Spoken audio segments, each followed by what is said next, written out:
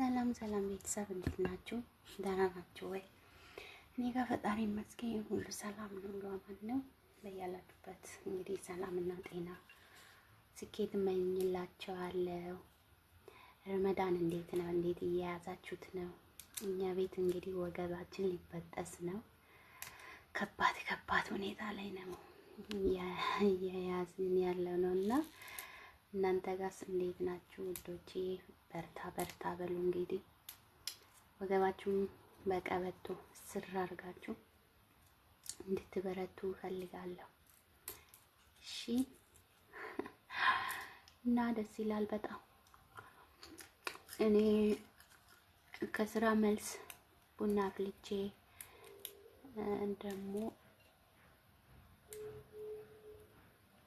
እንደሞ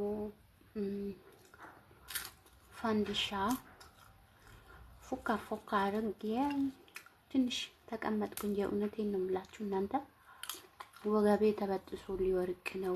ምን አባቴ ይሻለኛል? እንዴት ሆኜ ልስራ?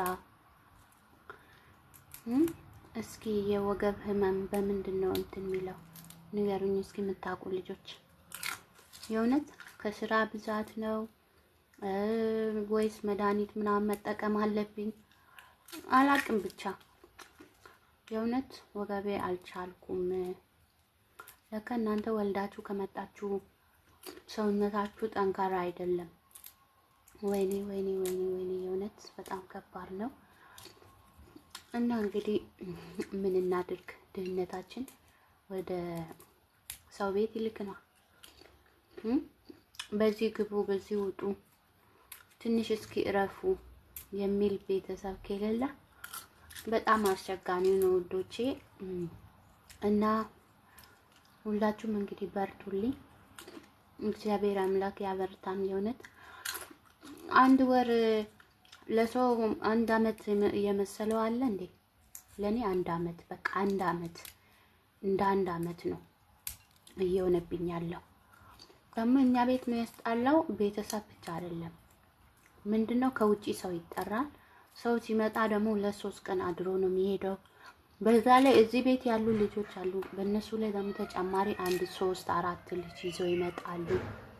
በቃ እጅግ በጣም ከባድ ነው። ልጆች ከትምህርት ቤት መጡ።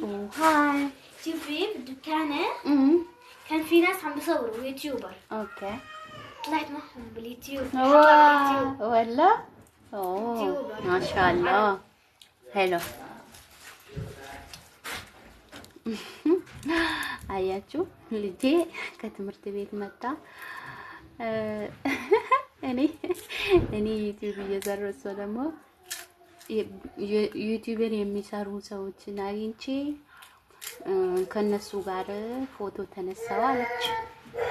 አይገርምም? ትንሿን መጣች እና የእውነቴን ነው የምላችሁ ዛሬ ለመጠየቅ የፈለኩት ነገር ምንድነው እንትን نعم شو هنا بدرة شنطة وجنا شنطة. ايه اوكي وشوكيت وبس. طيب شو هون تعالي بي. اوكي سكري باب. اوكي ያው እንግዲህ እቺ የ5 አመት ልጅ ናት። ናም ናም المفروض أكاكا. لا ولا بلا شنو شنو እናንተ ቡናዬና ድኔና ያያችሁ ፈንዲሻዬን ያምራላ። እና የምር እየጠየኳችሁ ልጆቹ 10 እየመጡ አስቸገሩኝና ሄጄ ትንሽ አረጋግቻቸው መጥቻለሁ። ልጅ ቤት ያላችሁ እንግዲህ ታውቃላችሁ። ስለዚህ አዲስ አይደለም። እና እኔ ለማለት የፈለኩት ምን እንደሆነ ታውቃላችሁ? እንትን ዘንጂባራ የሚባል የት ኢትዮጵያ ውስጥ ሆኖ የት አካባቢ ነው ማለት የት ክልል ነው? የእውነቴን ነው የምላችሁ። ሴትዮዋ ኢትዮጵያ ውስጥ ነው። ስለዚህ እዛ መናፈሻ ቦታ አለ። አሁን ደግሞ ሰው ሄዶ ይጎበኛል። ስለዚህ እኛም መሄድ እንፈልጋለን ብላ አላዋረደችኝም። የት ሰፈር ነው የት ነው ብላ በጌታ የምታውቁ ልጆች በኮሜንት አስቀምጡልኝ። እግዚአብሔር ማርያምን ገርሞኝ ነው። እኔ እንግዲህ የክፍለ ሀገር ልጅ ነኝ። ዝንጅባራ የሚባል ሰማለሁ እንጂ የቱ ጋር እንዳለ አላቅም። እና ለሴትዮ እንመልስላት በኮሜንት ላይ አስቀምጡልኝ አትሉ። ሴትዮዋ መጀመሪያ ቱርክ ምናምን ነው የምትሳፈረው።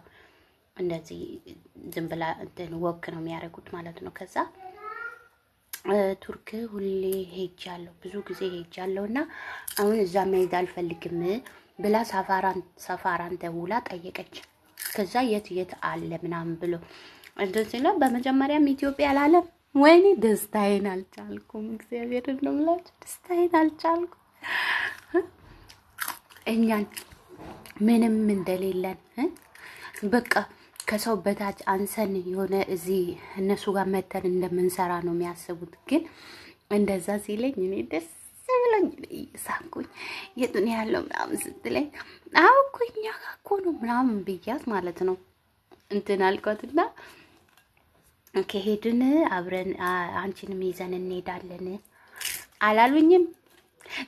አስባችሁታል? ተመልሼ ወደ ሀገሬ ቪዚት ለማድረግ ሲሄድ እንደኔ የታደለ ሰው አለ? እስቲ እውነት ያርገው። እሱ አሁን 10 ይቀያየራሉ። ሲጀመር አሁን ያሉትን አሁን ይቀይራሉ ሀሳባቸውና የሀገሩን ስም በኮሜንት አስቀምጡልኝ በእናታችሁ ውዶችዬ። ማለት የከተማው ማለት የት አካባቢ እንደሚገኝ ማለት ነው እላችኋለሁ። እንግዲህ ረመዳኑን እንግዲህ በሰላም ተቀበላችሁ፣ በሰላም ሸኙት ውዶቼ። ወዳችኋለሁ፣ አከብራችኋለሁ። ፈታ በሉልኝ፣ ድምቅ በሉልኝ እና እንግዲህ በሰላም ያስጀመረ አምላክ በሰላም ያስፈጽመን።